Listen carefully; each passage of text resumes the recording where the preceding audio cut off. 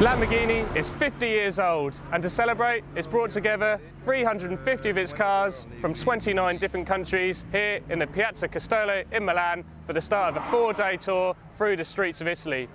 There are cars here from the earliest 350 GTs right up to the modern-day Aventador and Gallardos. The convoy is going to be 3 miles long and will have a combined 190,000 brake horsepower.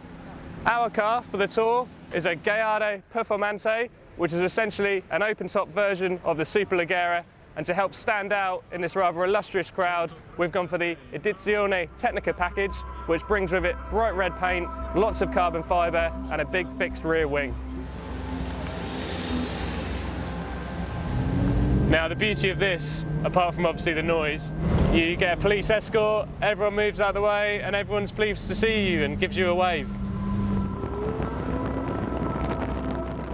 The furious pace turned Milan into what felt like a street circuit in Gran Turismo on the PlayStation, and it was a theme that continued onto the Autostrada. So much so, we managed to miss our turn to the first stop of the day in the town of Bobbio. But when you're swapping lanes with such illustrious company, goading each other into dropping down into third and flooring the accelerator, the 80-mile detour hardly seemed a hindrance.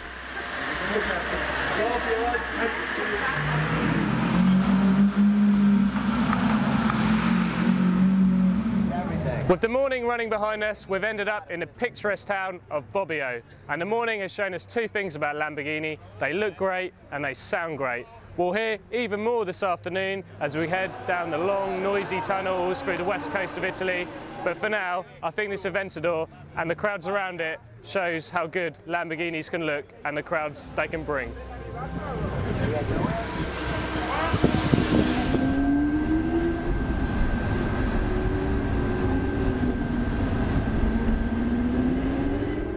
The benefits of the small size and nimble nature of the Gallardo against the other assembled Lamborghinis on the tour became clear on the tight, twisty run out of Bobbio. What it gave away to the Aventadors on the mad 200-metre dashes between hairpin bends was recouped in the twisty stuff.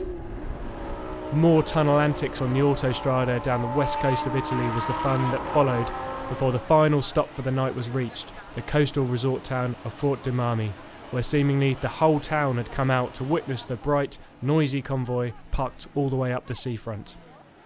Okay, so we're on day 2 of the tour now, heading from Fort de Marmi via Pisa and Grosseto to Rome. Hello, another person. And, well, after 300 miles yesterday, we still feel remarkably fresh in the car. This latest 2013 edition of the Performante perfectly mixes the best of old Lamborghini with new. You have, excuse me, you have all of the drama, the noise of the old cars with the modern usability and reliability of the current cars. It's just a fantastic machine. The Gallardo might be 10 years old, but it still feels a very special car. The route on day 2 took in Pisa, where tourists for once turned their backs on the Leaning Tower in wonder at what all the noise was all about behind them. It then followed the Mediterranean coastline before reaching the Italian Air Force base of Grosseto, where the on-site Typhoon fighter jets became the latest thing used to taking top billing, be forced to play second fiddle to the sight and sound of the swarm of Lambos parked on the runway. Most motorists who witnessed the convoy on the drive were driving one-handed, their other hands holding a phone, filming the rather expensive queue of cars next to them. The children in the towns it passed through wanted high fives and to hear a V10 engine rev to the red line.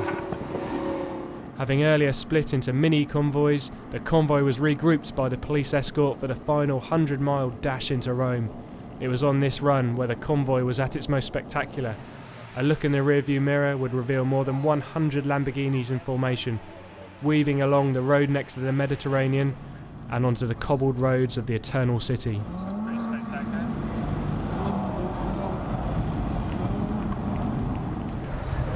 After 2 days and 500 miles of driving, we've made it from Milan to this stunning piazza overlooking Rome.